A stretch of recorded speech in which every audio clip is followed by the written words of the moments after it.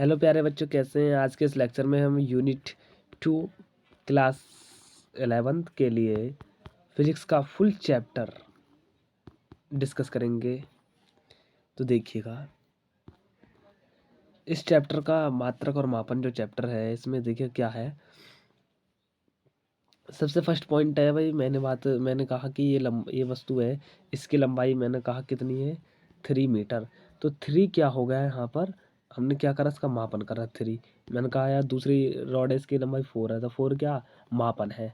और ये जो मीटर है, ये क्या है मात्रक, किसका, लंबाई का मात्रक क्या है मीटर, और मापन क्या है इसका 3। अर्थात देखो 3 मीटर, मैं कहूँ भाई 4 गुना है, 3 का 4 गुना, तो कितना, इस तरह से लिखा जाता है।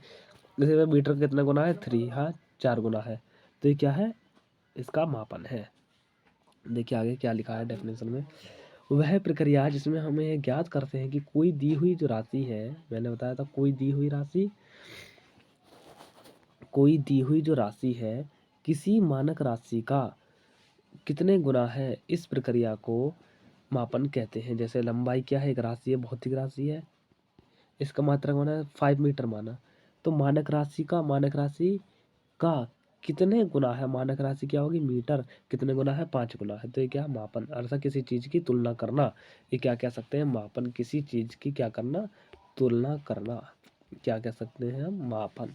देखिएगा आगे डिस्कस हम करेंगे।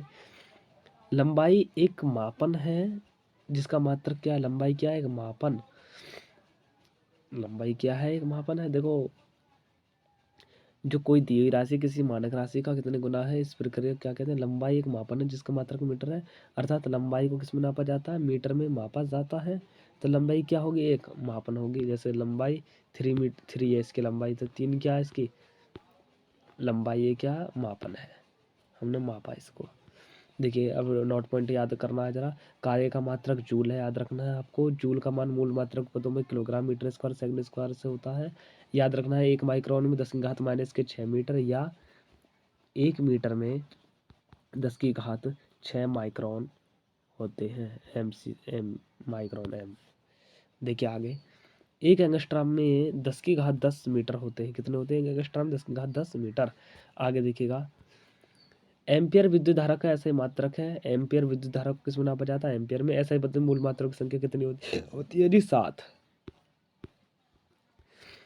ये तो हो गया था। आगे देखिए, त्वरण का ऐसा ही मात्रक क्या है, तो क्या होता है, त्वरण हम बताएंगे कि किसी के जो वेग में परिवर्तन है, समय के साथ वेग में परिवर्तन।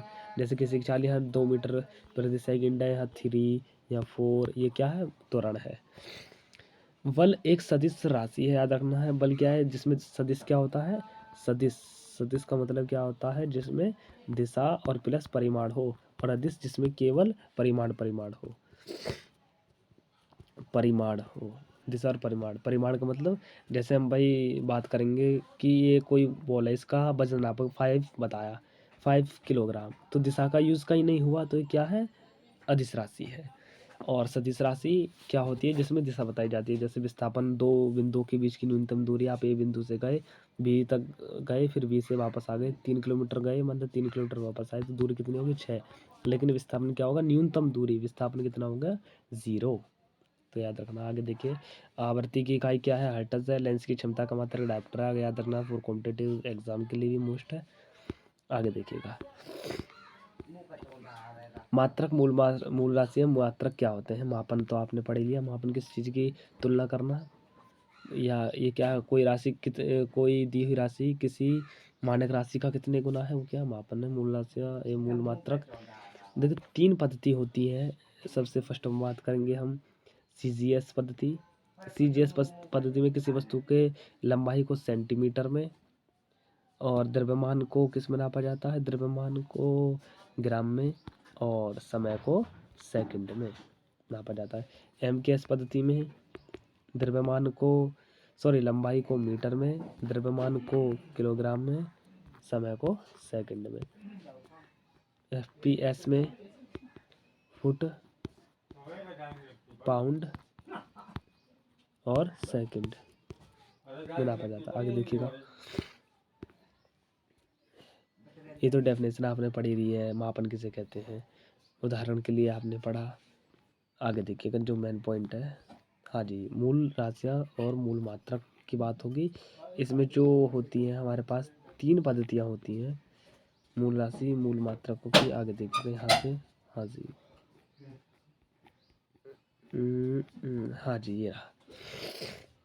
हम आगे बताएंगे। भौतिक में 7 मूल राशियाँ लंबाई है, द्रव्यमान है, समय है, विद्युत धारा, ताप है, ज्योति तीव्रता, पदार्थ की तीव्रता। लंबाई आप सीधा से नाप सकते हैं किस चीज़ की लंबाई कितनी है, द्रव्यमान किस में कितना वजन है, समय टाइम जो होता है कितना बज रहे हैं। अब इस तरह से विद्युत धारा क्या होती है, करंट जो फ्लो होता है किसी वायर में, इसका मात्रक क्या होता है एम्पियर। ताप कोई वस्तु कितनी गर्म या ठंडी है, वो क्या है ताप। अब आगे देखिएगा ज्योति तीव्रता, पदार्थ की मात्रा। देखिए ज्योति तीव्रता क्या होती है, कोई प्रकाश कितनी लाइट से फैल रहा, कितना प्रकाश दे रहा। पदार्थ की मात्रा, कोई वस्तु कितनी गाढ़ी या पतली है। इसका जो मात्रक होता है पदार्थ की मात्रा का मोल प्रति लीटर, ज़्यादातर लेबोरेटरी में प्रयोग किया जाता है। मोल प्रति लीटर जैसे ऐसे नहीं करते। सांद्र HCl, concentration HCl, dilute HCl, वो क्या है पदार्थ की मात्रा। ठीक है जी। आगे देखिए 1 बाई 1 टॉपिक नोट करते रहिए। वो जो मैंने पीछे बताया था CGS पद्धति क्या होती है, बिल्कुल उसी की तरह ही है, आपको याद रखना है CGS पद्धति। और जैसे चाल को नापना है, चाल को भाई मीटर प्रति सेकंड में ना तो किस में नप जाएगा MKS में, या सेंटीमीटर प्रति सेकंड नापना चाहो तो किस में नप जाएगा CGS में। ये है CGS पद्धति, याद करना है आपको। MKS पद्धति जो ऐसा हमने बताया था अभी आपको। FPS पद्धति आगे देखिएगा। ये तो हो गया आपका MKS पद्धति हो गया। अब क्या है FPS पद्धति। FPS पद्धति क्या है, फुट पाउंड सेकंड है। देखिएगा FPS पद्धति के बारे में क्या है, ये इस पद्धति की लंबाई को फुट में नापा जाता है, द्रव्यमान को पौंड में, समय को सेकंड में। ये ब्रिटिश प्रणाली, मेन पॉइंट याद रखना है आगे कॉम्पिटिटिव एग्जाम के लिए भी और क्लास 11th के लिए। ब्रिटिश प्रणाली के नाम से जानी जाने वाली FPS काय को SI पद्धति क्या होती है, इंटरनेशनल सिस्टम जो होती है। देखिए यह मापन की पद्धति अंतर्राष्ट्रीय स्तर पर मान्य है, यानी कि इंटरनेशनल, देश विदेशों में। यह पद्धति 1967 में नापतोल के नाम से जाने जाने वाली है। 1967 के नापतोल के महासम्मेलन के बाद प्रकाश में आई, तब से ये पद्धति अंतर्राष्ट्रीय स्तर पर मान्य हो गई। इस पद्धति में 7 मूल मात्रक हैं जो मैंने पीछे बताया था, और 2 पूरक मात्रकों को शामिल किया गया है। देखिए 7 तो पढ़ ही लिया आपने पीछे। अब क्या है देखो, ये 7 जो है 1 बाई 1 लंबाई है, जैसे मीटर में नापते हैं, संकेत M है। द्रव्यमान को किलोग्राम में, संकेत kg है। समय को सेकंड में, संकेत क्या है TSE। आगे देखिएगा, सॉरी S, संकेत S सेकंड, मात्रक की बात करते हैं ना। आगे देखिएगा इसमें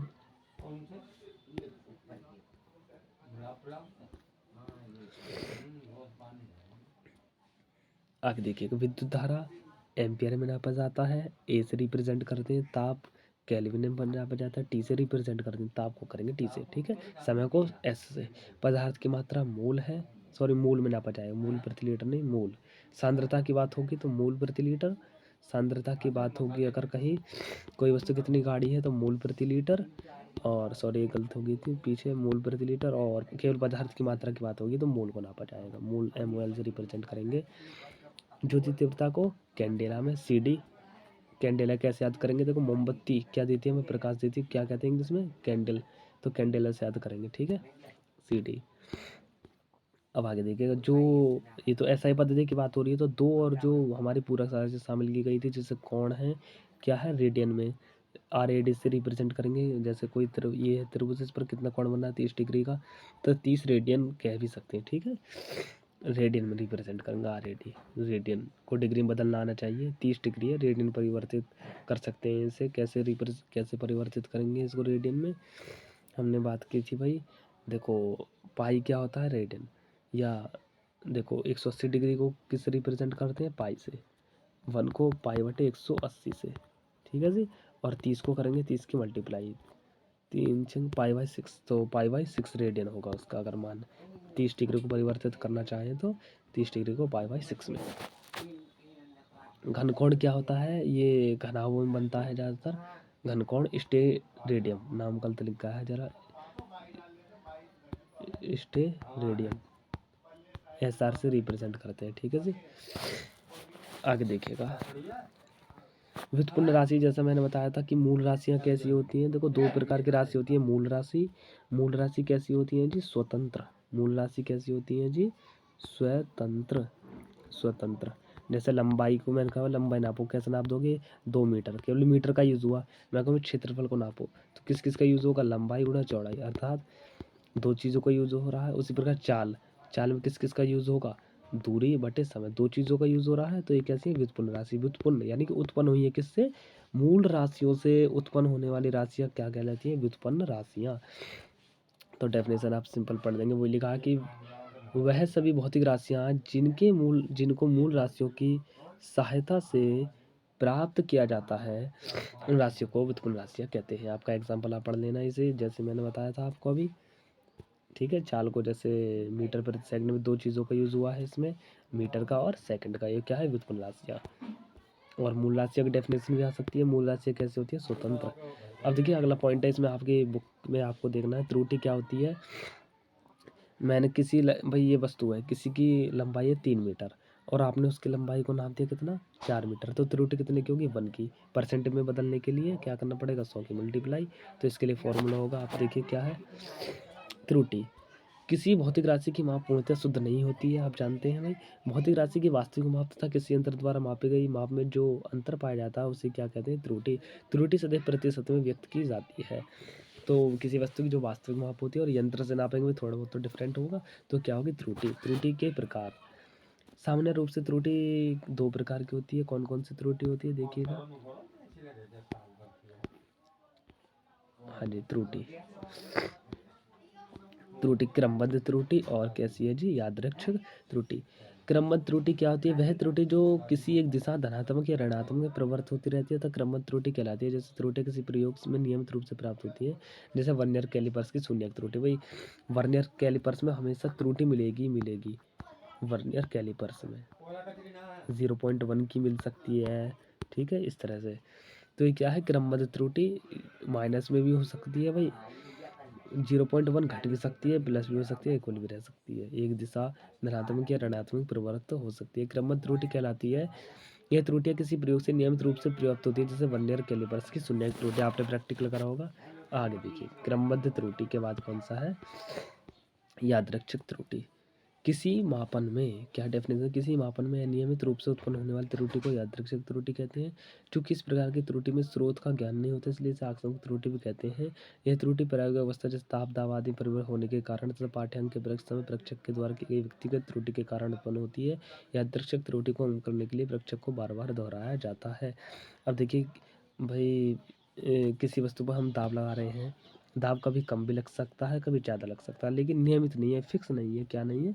फिक्स नहीं है। तो क्या है? अनियमित है, यानी नॉट फिक्स्ड। किसी मापन में अनियमित रूप से होने वाली जो त्रुटि है उसे क्या कहेंगे? यादृच्छिक त्रुटि। याद रखना बस, सिंपल इतना सा। आगे देखिए क्या पॉइंट लिखा हमने। निरपेक्ष त्रुटि। त्रुटि क्या होती है? निरपेक्ष त्रुटि। निरपेक्ष त्रुटि की बात करेंगे जी हम। देखिए हाँ, निरपेक्ष त्रुटि मैन है जी निरपेक्ष त्रुटि। किसी मापी गई राशि के वास्तविक मान तथा उसके प्रक्षेपित मान के बीच के अंतर को भौतिक राशि की निरपेक्ष त्रुटि कहते हैं। इसे डेली से द्वारा दर्शाया जाता है। निरपेक्ष त्रुटि सदैव कैसे होती है? धनात्मक होती है। कोई वस्तु की वास्तविक मान 3 है, प्रक्षेपित मान करा हमने 3.5, तो कितने की होगी? 0.5 की। तो क्या है? निरपेक्ष त्रुटि है। डेली से रिप्रेजेंट करते हैं, आपको इतना याद रखना है बस इसमें। अब देखिए आगे, निरपेक्ष त्रुटि के बाद है अगला पॉइंट है हमारा जी भिन्नात्मक त्रुटि। देखिए किसी भौतिक राशि की जो निरपेक्ष त्रुटि होती है, किसी भौतिक राशि की कौन सी? निरपेक्ष त्रुटि, जो मैंने पीछे बताया था, तथा उसके वास्तविक मान के अनुपात को किससे रिप्रेजेंट करते हैं? भिन्नात्मक त्रुटि से रिप्रेजेंट करते हैं। निरपेक्ष त्रुटि का मतलब ही क्या है? जो हमारे पास वास्तविक मान होती है या प्रेक्षित मान, दोनों का जो अंतर होता है। देखो वास्तविक मान अगर हमने माना उसकी 3 है, प्रेक्षित मान कितना है उसका? 4 है, तो कितने प्रतिशत त्रुटि हुई? डेल ए क्या करेंगे? 4 माइनस 3 अर्थात 1 की हुई। तो डेल ए अपन वास्तविक मान जो है 3, तो 1/3 क्या है? भिन्नात्मक त्रुटि। ये है, प्रतिशत की बात होगी तो 100 की मल्टीप्लाई कर देंगे। आगे पढ़ेंगे आप इसमें। देखिए प्रतिशत त्रुटि वही डेफिनेशन है। भिन्नात्मक त्रुटि को प्रतिशत त्रुटि में व्यक्त करने के लिए 100 से गुणा करते हैं। बिल्कुल वही डेफिनेशन है, आपको सिंपल याद कर लेना है। 100 की गुणा होगी इसमें। आगे पॉइंट देखिए, प्रायोगिक प्रतिशत त्रुटि। जो जब किसी प्रयोग में किसी राशि का मान गलत प्राप्त होता है, इसे प्रायोगिक प्रतिशत त्रुटि कहते हैं। प्रायोगिक प्रतिशत त्रुटि क्या होती है? प्रमाणिक मान जो होता है, प्रायोगिक मान बटे प्रमाणिक मान मल्टीप्लाई 100। देखो छोटा सा डिफरेंस है, हमने पीछे जो पढ़ा था प्रायोगिक प्रतिशत त्रुटि में क्या करते हैं, प्रयोग से हम नापते हैं, प्रयोग करके नापते हैं, लेकिन उसमें जो बात हुई थी पीछे, जैसा अभी हम बताएंगे आपको, ये जो आपको ले चलता हूँ इसी पॉइंट पर, भिन्नात्मक त्रुटि भी बात हुई, निरपेक्ष त्रुटि भिन्नात्मक त्रुटि की तरह बिल्कुल बिल्कुल उसी की तरह डेफिनेशन है। इसमें क्या होगा, बस निरपेक्ष त्रुटि क्या होती है, किसी फिक्स होती है। देखिए निरपेक्ष त्रुटि की बात हो उसकी तरह ही डेफिनेशन है बिल्कुल, निरपेक्ष त्रुटि बटे वास्तविक मान डेल ए अपॉन ए। लेकिन और यहाँ देखिए कि इसमें क्या क्या लिखा हमने, प्रायोगिक प्रतिशत त्रुटि जो प्रमाणिक मान है, जो हमारा प्रमाणिक मान किसी मानक राशि का मान गलत प्राप्त हो रहा है अगर हमें, इसे प्रायोगिक प्रतिशत त्रुटि कहते हैं। देखो नाप रहे हैं तो भी गलत प्रमाणिक मान माना 3 है, गलत प्राप्त हो रहा हमें 2.5 हो रहा है ना गलत, तो क्या है बिल्कुल उसी की तरह ये 0.5 का मान इसमें क्या हो रहा है, हमें कम प्राप्त हो रहा है। तो प्रमाणिक मान माइनस प्रायोगिक मान बटे प्रमाणिक मान, प्रायोगिक मान कम हो सकता है, ठीक है, ये है इसकी तरह ये बिल्कुल डेफिनेशन आपको सिंपली याद रखना है। अब देखिए हाँ, किसी क्वेश्चन है पूछा जाता है कोई वस्तु है, अगर डिपेंड कर रही है ए की घात बी मल्टीप्लाई सी की घात डी भाग ए की घात पी पर, सॉरी एम की घात पी पर, तो प्रायोगिक प्रतिशत जो होगी बी डेल ए अपॉन ए, याद रखना है। देखिए दोबारा फॉर्मूले पर ले चलता हूँ, हाँ यहाँ से याद रखना है, कोई भी राशि है भाई डिपेंड कर रही है ए की घात बी, या इसके अनुसार देखें एक्स की घात ए पर डिपेंड कर रही है, मल्टीप्लाई वाई की घात बी पर डिपेंड कर रही है, अपॉन जेड की घात सी पर। तो जो प्रतिशत त्रुटि होगी, जो त्रुटि होगी हमारे पास, पहले त्रुटि की बात करते हैं। तो त्रुटि क्या होगी, देखो ए जो है स्टार्टिंग में आया जाएगा, बी स्टार्टिंग में, सी स्टार्टिंग में, और हमेशा तीनों को प्लस में लिखा जाता है क्योंकि क्या होती है, मोड में होती है। तो एक्स घात ए जो है कहाँ का, देखे एक्स की जो ए था हमारे पास ए शुरू में आएगा, अर्थात यहाँ क्या लिखेंगे डेल एक्स अपॉन एक्स, और plus B del Y upon Y, plus C del Z upon Z. Plus किस कारण आया, क्योंकि मोड में होती है सब, इसलिए प्लस में आती है, ये प्लस में आती है जी, ठीक है। प्रतिशत की बात करेगा तो 100 की मल्टीप्लाई और कर देंगे, ठीक है जी। देखिएगा बिल्कुल वही है, वृत्त का क्षेत्रफल वास्तविक मान A equal pi R square होता है, भिन्नात्मक त्रुटि 2 into del R upon R होगी, क्योंकि आर स्क्वायर है तो 2 बाहर ले लिया, डेल आर अपॉन आर होगा। पाई क्या है, कांस्टेंट है, इसको लिया ही नहीं जाएगा, ठीक है, कांस्टेंट को कहीं नहीं लेना है इनमें। और देखिए 2 अगर स्टार्टिंग में घात कितनी है, 2 स्टार्टिंग में आर की जगह del R upon R multiply 100, del R upon R कितना है हमारे पास 2 दे रखा है, और सॉरी 2 तो है, डेल आर अपॉन आर कितना है 3, तो 3 दूनी 6, परसेंट वैसा है तो 6%, ठीक है जी। आगे देखिएगा,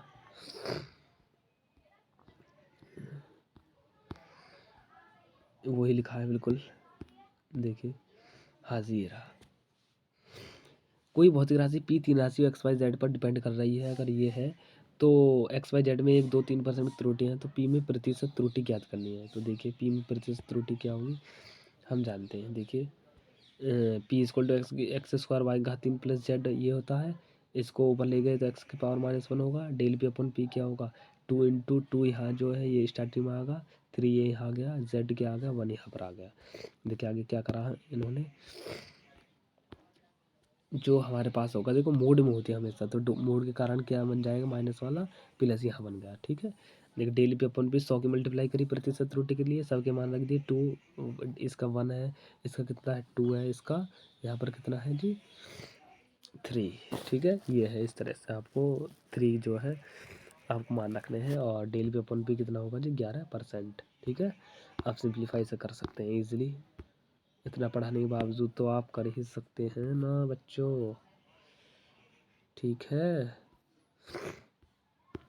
अब देखिए विमाएँ, जो मेन टॉपिक है हमारा क्या है, विमा। विमाएँ क्या होती है, जो मूल मात्रक होते हैं उन पर लगने वाली घातों को क्या कहते हैं, विमा। मूल मात्रकों पर लगने वाली घातों को क्या कहते हैं, विमा। जैसे मैं कहूँ भाई मीटर है, किसी वस्तु की जो क्षेत्रफल है वो क्या है भाई 5 मीटर स्क्वायर है, तो ये क्या है 2 क्या है इसकी विमा घात है। मूल मात्रक क्या हो गया जो मीटर है, मैं कहूँ भाई किलोग्राम प्रति किलोग्राम प्रति, या किलोग्राम नहीं मानो आप, मानो जी मीटर प्रति सेकंड, मीटर प्रति सेकंड। तो देखिए यहाँ इसकी घात कितनी है, इसकी घात कितनी है, तो विमा क्या होगी इसकी 1, इसकी कितनी होगी 1 बटे में है, अगर ऊपर ले जाएंगे तो -1 होगी, ठीक है। इस तरह से मीटर इंटू सेकंड इनवर्स, ये नहीं है। तो क्या है मूल मात्रकों पर लगने वाली विमाएं। अब देखिए रेट बनवाई में टॉपिक याद करेंगे। कोई भौतिक राशि मैंने क्या होता है एम एल टी पर डिपेंड करती है, और थीटा क्या ताप का भी यूज होगा कहीं कहीं पुस्तक के अंदर वैसे लिखी जाती है विमाएं। तो विमाएं क्या होती हैं घात, याद रखना सिंप्लीफाई आपको।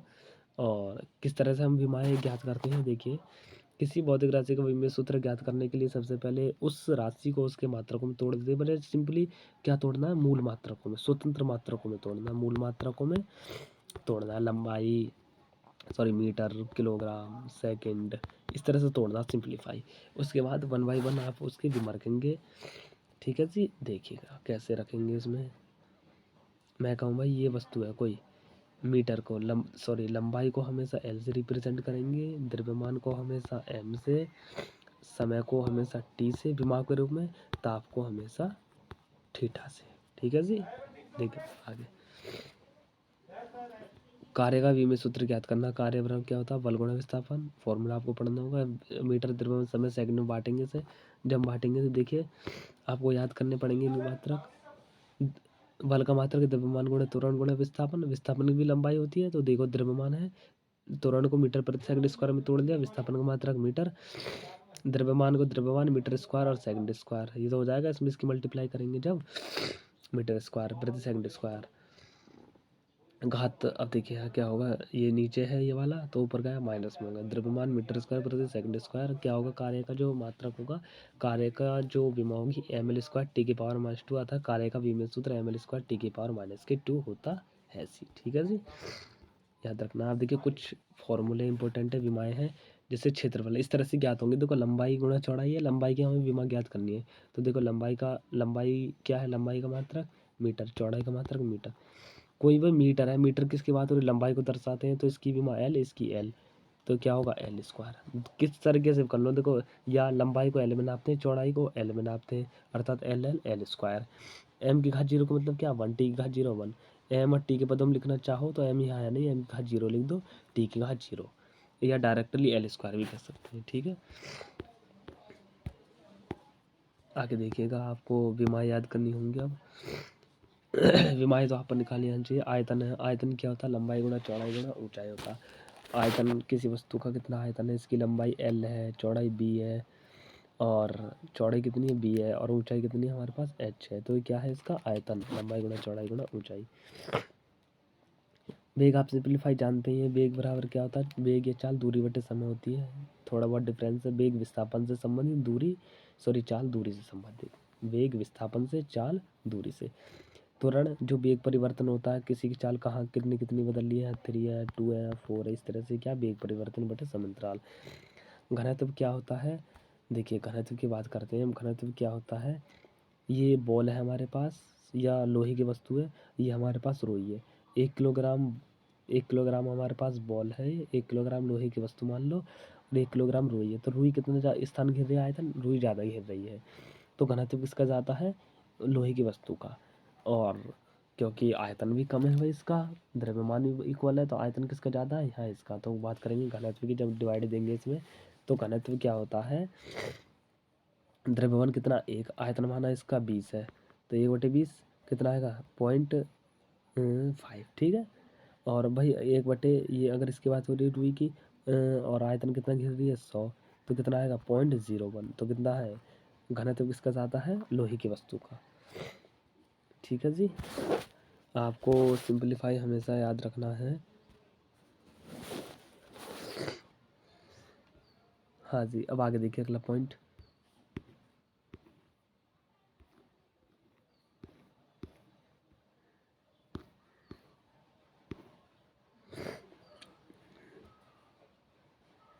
अगला पॉइंट याद रखना है आपको जी, हमारा अगला पॉइंट है बल। बल या तनाव क्या होता है, द्रव्यमान गुणा त्वरण, इनका फॉर्मूला है, आप सिंपली याद रखेंगे। किसी वस्तु, भाई लोहे की वस्तु है, या लोहे का कोई गेट है, इसमें हम ताकत लगा रहे हैं, तो क्या बल लगा रहे हैं। तो द्रव्यमान कितनी स्पीड से हमने पीछे धकेल दिया, क्या बल है। बल क्या एक तरह की बल में बाह्य धक्का या खिंचाव है जो किसी स्थिर वस्तु में क्या कर दे, परिवर्तन कर दे, क्या कर दे, चेंज कर दे, चेंज। ठीक है जी, आगे पॉइंट देखिएगा अगला। कार्य क्या होता है, बल गुणा विस्थापन होता है। शक्ति क्या होता है, कार्य बटे समय। संवेग द्रव्यमान गुणा वेग। और स्थितिज ऊर्जा द्रव्यमान त्वरण गुणा दूरी, mgh, याद रखना है इस तरह से। आगे पॉइंट देखिएगा, जब 1 बाय 1 टॉपिक चलेंगे जब आपको बताया जाएगा। आवेग क्या होता है, बल गुणा समय। दाब क्या होता है, कोई वस्तु है, हमने उस पर क्या लगाया, दाब, तो बल लगा रहे हैं, बल बटे किस क्षेत्रफल लगा रहे हैं, तो बल गुणा क्षेत्रफल क्या होता है, दाब का फॉर्मूला है। पृष्ठ तनाव बल बटे लंबाई, ये पृष्ठ तनाव का है। बल नियतांक बल बटे लंबाई में परिवर्तन। बल आघूर्ण बल गुणा लंबवत दूरी, याद रखना है इसको। अगले पॉइंट देखिए, प्रतिबल क्या होता है, प्रतिबल बल बटे क्षेत्रफल, सिंप्लीफाई याद कर रखना है। देखो दाब का भी फॉर्मूला होता है, प्रतिबल का भी होता है। दाब हम किसी वस्तु पर लगाते हैं और प्रतिबल कोई वस्तु हम पर लगाती है, ऊपर लगाती है। जैसे रबड़ को हमने दबाया, हमने दाब लगाया, फिर रबड़ तो वही फैलेगी ऊपर ऊपर, तो रबड़ ये क्या, प्रतिबल। प्रतिबल क्या होता है, बल बटे क्षेत्रफल। प्रतिबल हमेशा वस्तु लगाती है और दाब हमेशा हम लगाएंगे, ठीक है, कोई व्यक्ति। विकृति क्या होती है भाई, लंबाई में वृद्धि बटे प्रारंभिक, ये विमाहीन है क्योंकि भाई लंबाई में वृद्धि एल, डेल एल, और प्रारंभिक लंबाई एल, इसका मात्रक क्या, मीटर, इसका मात्रक मीटर। मीटर से मीटर कैंसिल, ऐसा क्या बचा, 1, तो क्या हो गया, विमाहीन। ठीक है, प्रत्यास्थता गुणांक याद रखना है हमेशा। प्रतिबल बटे विकृति होती है। गुरुत्वाकर्षण नियतांक बल गुणा दूरी स्क्वायर बटे द्रव्यमान स्क्वायर। जब ये टॉपिक चलेंगे तो 1 बाय 1 आपको बताया जाएगा, अभी तो याद रखना है, सिंपलीफाई आपको। जड़त्वाघूर्ण द्रव्यमान गुणा दूरी का स्क्वायर होता है। कोणीय वेग कोण बटे समय। अगर केवल बाकी वेग की बात होती तो दूरी बटे समय, कोणीय वेग कोण बटे समय। कोणीय संवेग क्या होता है, जड़त्वाघूर्ण गुणा कोणीय संवेग, कोणीय त्वरण कोणीय वेग गुणा समय। आगे पॉइंट देखिएगा जी, विशिष्ट ऊष्मा। हाँ जी, विशिष्ट ऊष्मा क्या होती है, ऊष्मा ऊर्जा गुणा बटे द्रव्यमान गुणा ताप वृद्धि। अर्थात जो होती है क्यू, हमने कोई पदार्थ भाई क्यू ऊष्मा दी, तो एम एस डेल्टा टी होगा। तो एस क्या है, विशिष्ट ऊष्मा। एम क्या, द्रव्यमान। टी क्या, ताप। क्यू क्या, ऊष्मा। तो एस जो होगा क्या होगा, क्यू बटे द्रव्यमान गुणा ताप।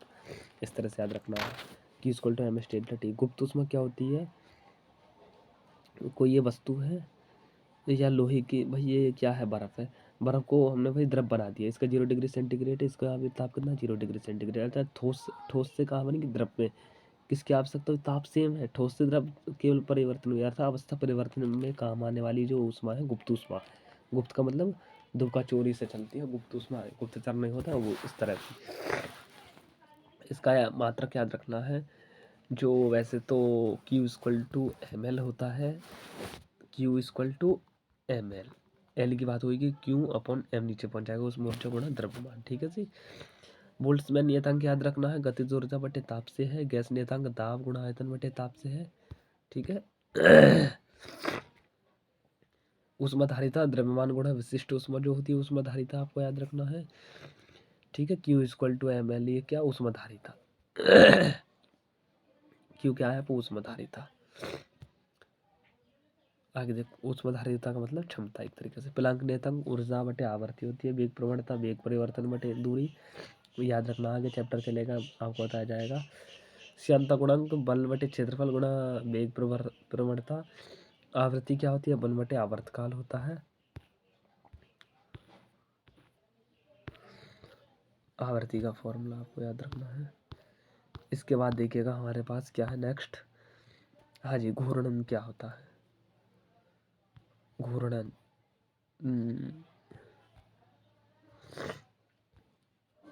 याद रखना आपको, 1 बाय 1 घूर्णन, त्रिज्या दूरी होती है। गुरुत्व विभव कार्य बटे द्रव्यमान। स्प्रिंग बल नियतांक बल बटे लंबाई में वृद्धि। चुंबकीय फ्लक्स क्या होता है आपको पढ़ाया जाएगा। चुंबकीय फ्लक्स जो बल रेखाएं गुजरती हैं, चुंबकीय क्षेत्र से गुजरने वाली बल रेखाएं चुंबकीय फ्लक्स कहलाता है। न्यूटन मीटर प्रति एम्पीयर होता है। अगला पॉइंट देखिए, अगला है चुंबकीय क्षेत्र की तीव्रता क्या है, न्यूटन प्रति एम्पीयर मीटर। विमा आपको निकाल आनी चाहिए। और विमाओं के उपयोग, देखो विमाओं के क्या क्या उपयोग है भाई, एक पद्धति के मात्रक को दूसरी पद्धति के मात्रकों में बदलना, मेनली इसका यूज है।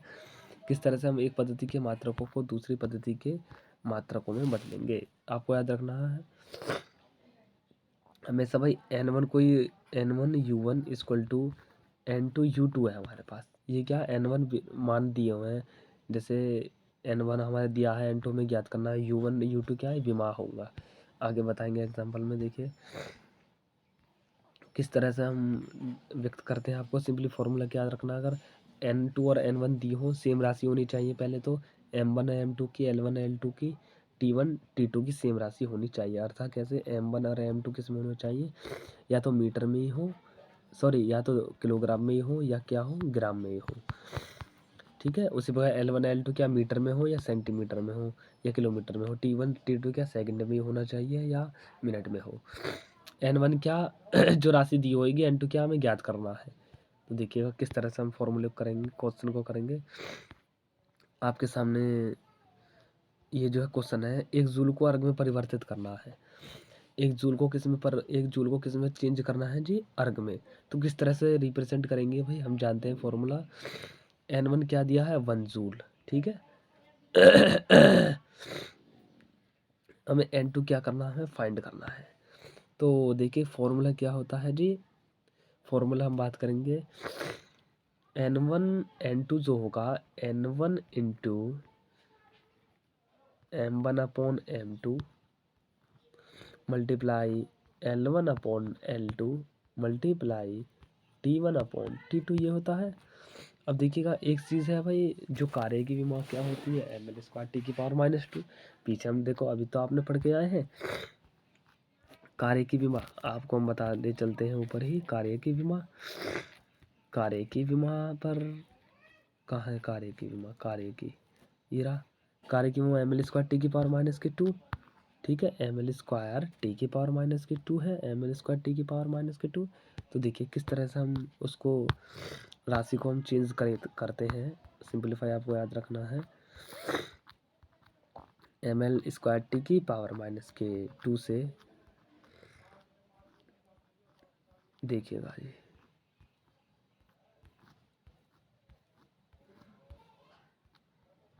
हाँ जी, ये रहा क्वेश्चन, ये रहा जी आपके सामने। जानते हैं अलग कलर का यूज़ कर लेता हूँ मैं यहाँ पर, क्योंकि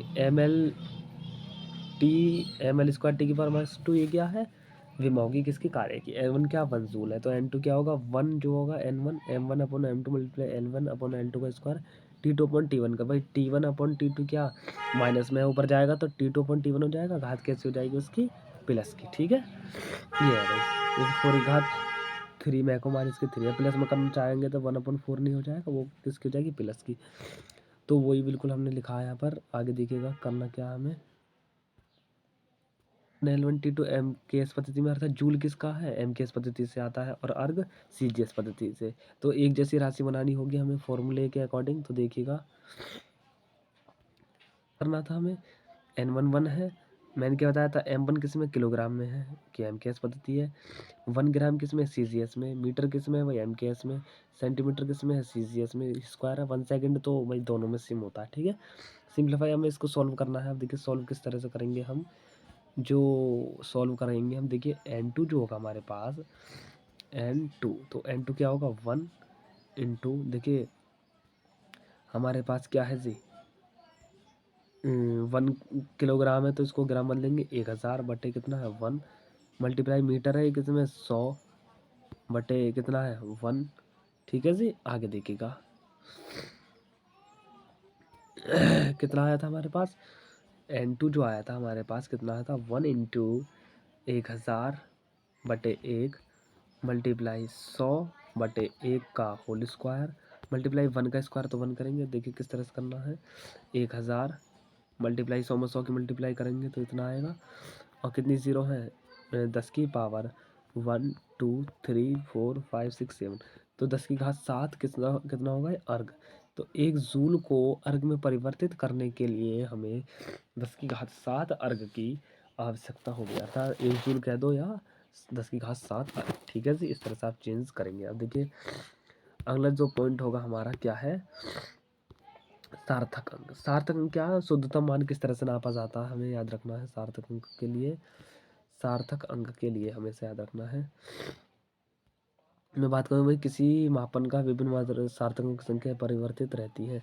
सार्थक अंक क्या होते हैं? शुद्धतम मान क्या होता है? शुद्धतम मान। तो देखिए किस तरह से भाई, अगर 2.8 यहाँ देखिए 2.804 की बात हो रही है इसमें, तो कितने सार्थक अंक होंगे? वो पॉइंट है तो सभी सार्थक अंक गिने जाएंगे, 4 सार्थक अंक होंगे, ठीक है।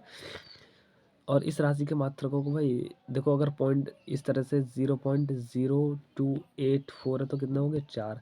मैं यहाँ अगर कह दूँ 2.0284 तो कितने हो जाएंगे? 5। अगर 0 है तो लास्ट वाले ही गिने जाएंगे, अगर 2 है तो सभी गिने जाएंगे, ठीक है। आपको ये याद रखना है। आगे देखिएगा जी यहाँ पर बिल्कुल। और दूसरा पॉइंट क्या है? यदि किसी तार की लंबाई भाई अगर सेंटीमीटर में दे दिया या 3.52 सेंटीमीटर में दे दिया, अगर सेंटीमीटर में दे दिया तो इसके सार्थक अंक 2, 3, 4 होंगे। देखो 2 इसमें, 3 इसमें और 4 इसमें, सभी गिने जाएंगे। वही पॉइंट है, आपको याद रखना है। दशमलव की स्थिति का सार्थक अंकों पर कोई प्रभाव नहीं पड़ता। दशमलव कहीं भी हो, जैसे 4.52 इसमें 3 सार्थक अंक या 4.52 3 सार्थक अंक होंगे, वही है। 2 अशून्य, अशून्य मतलब शून्य को छोड़कर, तो कितने सार्थक होंगे? 4 होंगे। इसमें कितने सार्थक होंगे? बिना दशमलव संख्या के अनुगामी अंतिम के शून्य सार्थक अंक नहीं होते। 1 2 3 या इतना 123 मीटर कह लो, या 1 2 3 0 0, इसमें भी 3, इसमें भी 3 होंगे। तो लास्ट में अगर 0 कहीं लगा है, इसमें कितने होंगे? 3 सार्थक होंगे, ठीक है।